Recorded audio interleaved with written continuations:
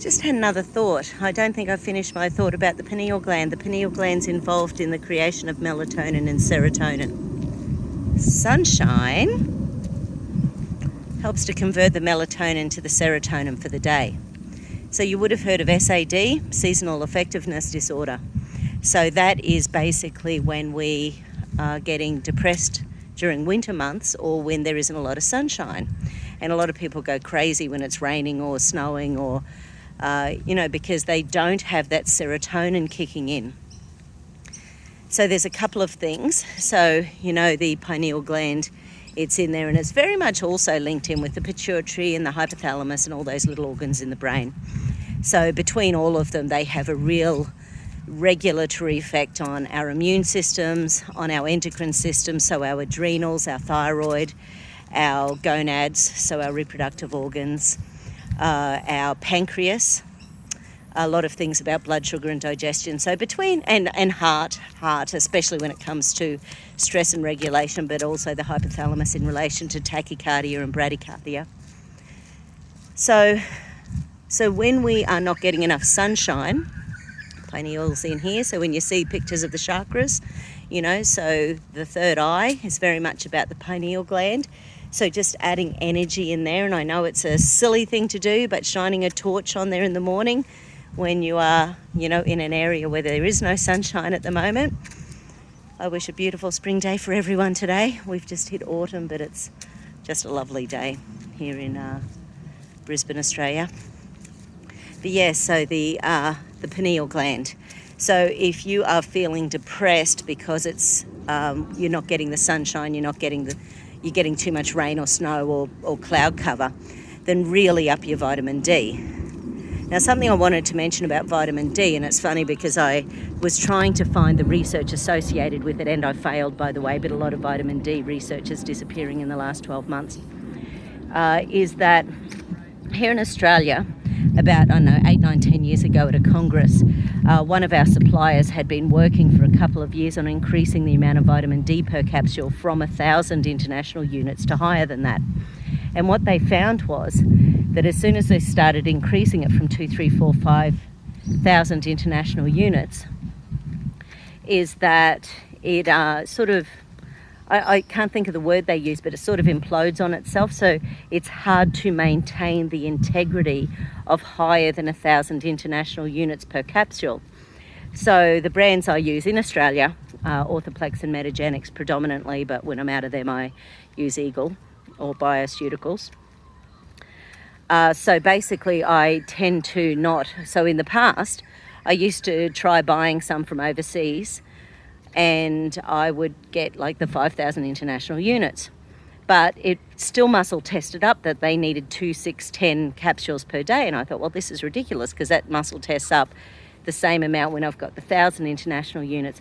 So that's just a thought, because vitamin D isn't an expensive supplement. But when you are feeling depressed because of a lack of sunshine, increase your vitamin D. It's check out vitamin D and depression, vitamin D and seasonal affectedness disorder, and just look at all the information out there, because it's very much connected. It's very much connected with that sort of depression. If it's because of something else, not so effective. So as always, we've got to pay attention to what's causing our stuff. Now, if that depression, excusez-moi, if that depression is caused because of something like ongoing trauma in a job, ongoing trauma in a relationship, ongoing trauma because of childhood stuff we've never let go of, then vitamin D will help from a perspective if you're low in vitamin D, but it's not going to be the thing. You need something to help to release that. And I think that's just, that's just my little 2 cents worth on seasonal affectedness disorder. And I think so then you're getting less conversion of serotonin to melatonin and back to serotonin again. And so therefore we don't sleep as well. We don't have as much energy through the day. We feel a lot more tired. So then it's, really time to go and try to work out what's going on there. So it can be our adrenals that need some support. And there's lots of herbs for the adrenals. Things like Korean ginseng, Siberian ginseng, withania, gotu kola, and obviously B vitamins, but not too late in the day because then it'll keep you awake at night. If the thyroid is dysfunctional, then making sure you purify that water, get the fluoride and chlorine out of it, because both of them can stop the conversion of T4 to T3 hormones. So the purification of water is really crucial, because the other thing that fluoride does is coats the pineal gland. It's well and truly established to do that. So the more unpurified water, the more of those chemicals we're building up in our system. And I think, when it comes to the pineal gland as well, and our pituitary, hypothalamic, adrenal axis, that combination of those little glands in there that control our hormones around the body, we've just got to remember nothing happens in our body without hormones. Nothing happens in our body without enzymes. Nothing happens in our body that isn't affected by everything we think, feel, say, do, eat, drink. So, once again, and I know, back to the terrain, that creates the terrain in the body.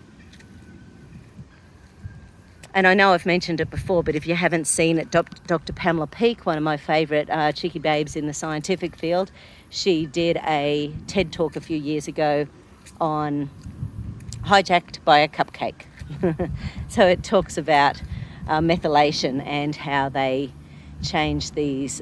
Basically it talks about how if we have been abused in childhood, how it really affects our genetic makeup and how it can predispose us to all sorts of disease. And there was a huge study called the ACEs study that showed how affected we can be.